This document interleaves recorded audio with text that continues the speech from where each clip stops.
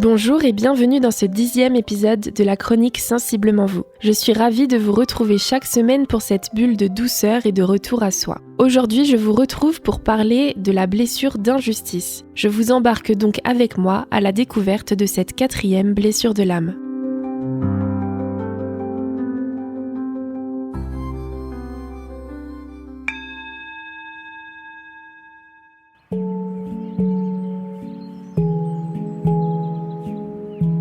Cette blessure se développe dans l'enfance, souvent entre 4 et 6 ans, dans un environnement où l'on nous demande d'être fort, impeccable, performant, où l'émotion n'a pas toujours sa place. Un parent très exigeant, un système scolaire rigide, une ambiance où les failles sont mal perçues, et l'enfant comprend qu'il vaut mieux être parfait que vrai. Alors il enfile un masque, celui de la rigidité. Ce masque-là, il nous donne l'image d'une personne carrée, droite, irréprochable. Tout semble maîtrisé, et pourtant à l'intérieur c'est souvent une cocotte minute. Parce que cette blessure, elle pousse à se couper de ses émotions, à rechercher la perfection en permanence, à contrôler tout et surtout soi-même. Quand on est touché par cette blessure, on peut avoir du mal à supporter l'injustice chez les autres, mais aussi envers soi-même. On se met la barre très haut, trop haut. Un exemple, c'est cette personne qui ne supporte pas qu'on la prenne en défaut, même pour une petite erreur, ou celle qui se juge constamment dès qu'elle se repose, ou encore celle qui aide tout le monde, mais refuse catégoriquement de demander de l'aide.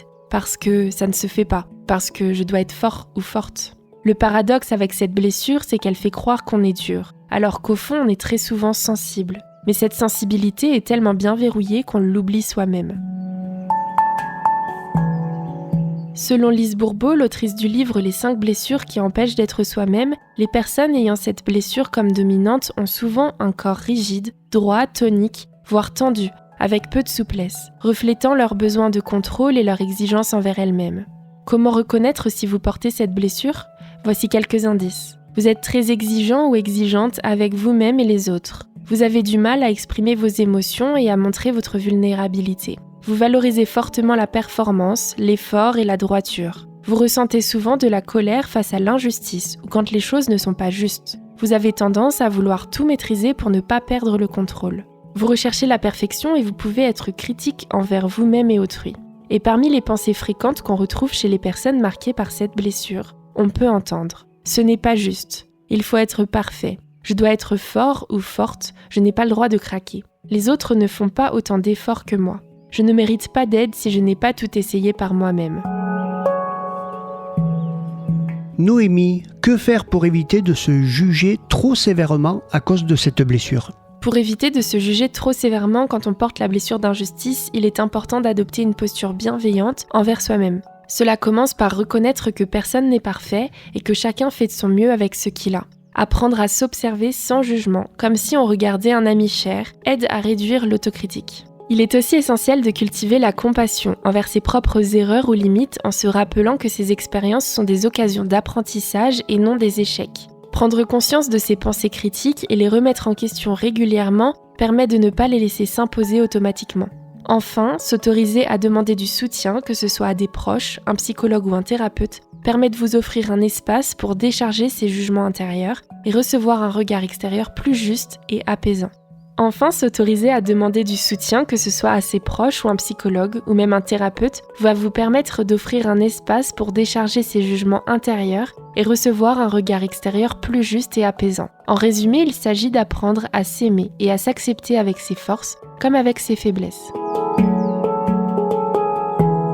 Quelle action peut-on mettre en place pour commencer à guérir la blessure d'injustice ? Pour commencer à guérir la blessure d'injustice, il est important de prendre conscience de ses propres attentes souvent très élevées, envers soi-même comme envers les autres. Reconnaître que personne n'est parfait et que la vie n'est pas toujours équitable permet de diminuer la colère et la frustration intérieure. Il s'agit aussi d'apprendre à s'accorder de la bienveillance et à ne pas trop juger sévèrement ni attendre l'impossible. Travailler sur sa flexibilité mentale et la capacité à relativiser les situations aide à alléger ce poids d'exigence. Enfin, cultiver la confiance en soi, poser des limites justes et apprendre à exprimer ses ressentis sans agressivité sont des étapes clés pour avancer en douceur sur ce chemin. Un soutien auprès d'un psychologue ou d'un thérapeute peut grandement vous aider à dénouer ces schémas profonds. Merci pour votre écoute. La semaine prochaine, nous terminerons cette série avec la blessure d'humiliation. C'est la seule des 5 blessures que tout le monde ne porte pas forcément. En attendant, prenez soin de vous, en douceur, en conscience et toujours avec bienveillance.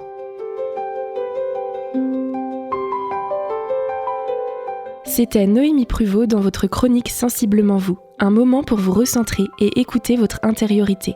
Merci d'avoir partagé cette parenthèse avec moi. Retrouvez-moi sur les réseaux sociaux où vous pouvez me poser les questions que vous souhaitez que j'aborde dans les prochaines chroniques.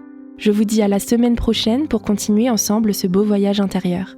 Prenez soin de vous, en douceur, en conscience et toujours avec bienveillance.